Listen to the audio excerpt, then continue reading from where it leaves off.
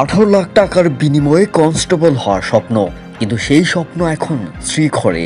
শেরপুরে পুলিশ নিয়োগের লিখিত পরীক্ষায় অভিনব কায়দায় ডিজিটাল ডিভাইস ব্যবহারের সময় হাতে নাতে আটক করা হয়েছে 5 পরীক্ষার্থীকে। বিশেষভাবে তৈরি গেঞ্জি আর কানের ভেতরে লুকানো ক্ষুদ্র যন্ত্র জালিয়াতির এমন কৌশল দেখে বিস্মিত অনেকেই। শনিবার সকাল 11টা শেরপুর শহরের নবারুণ পাবলিক স্কুল ক্যান্টে চলছে পুলিশ কনস্টেবল নিয়োগের লিখিত পরীক্ষা।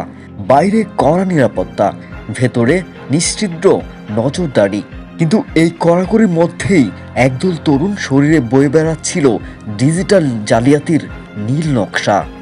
আধুনিক চিকিৎসা সেবা নিয়ে মায়ান জেনারেল হাসপাতাল এখন নালিতাবাড়িতে। এখানে বিশেষ অজ্ঞ ডাক্তার ও দক্ষ নার্সদের তত্ত্বাবধানে সিজার, অপারেশন ও আল্ট্রাসোনোগ্রাম সেবা প্রদান করা হয়। মায়ান জেনারেল হাসপাতাল, শহীদ মিনারের পশ্চিম পাশে, তারাগঞ্জ উত্তর বাজার, নালিতাবাড়ি। বাইরে থেকে বোঝার উপায় নেই, কিন্তু শরীরের সাথে লেপ্টে থাকা গেঞ্জির ভেতরে সূক্ষ্মভাবে সেটিং করা ছিল ইলেকট্রনিক ডিভাইস, আর কানের ভেতরে লুকানো ছিল অতি ক্ষুদ্র ইয়ারফোন। পরীক্ষার হল থেকে একে একে আটক করা হয় শেরপুর সদরের মহিউর রহমান মশাল, মমিনুল, রসুল, রায়হান ও শান্ত নামে 5 পরীক্ষার্থীকে। আটককৃতদের প্রাথমিক জিজ্ঞাসাবাদে বেরিয়ে আসে চাঞ্চল্যকর তথ্য। তারা জানায়, একটি চক্রের সাথে জনপ্রতি 18 লাখ টাকার বিনিময়ে লিখিত পরীক্ষা পাশের চুক্তি হয়েছিল তাদের।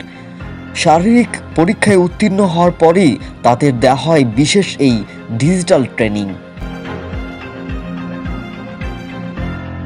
পুলিশ জানায়, এই চক্রটি দীর্ঘ সময় ধরে অত্যন্ত পেশাদারিত্বের সাথে এই জালিয়াতির জাল বুনে আসছিল।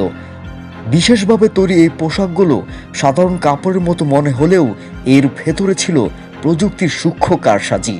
বর্তমানে আটককৃতদের বিরুদ্ধে আইনগত ব্যবস্থা গ্রহণের প্রক্রিয়া চলছে। তবে এই পর্দার আড়ালে মূল হোতা কারা তা খুঁজে বের করা এখন বড় চ্যালেঞ্জ জেলা পুলিশের।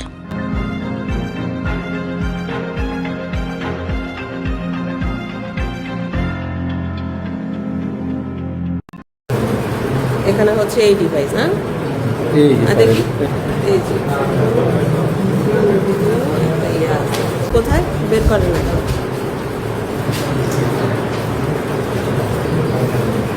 এখানে হচ্ছে এই ডিভাইস, না দেখি কান কান দেখি এই যে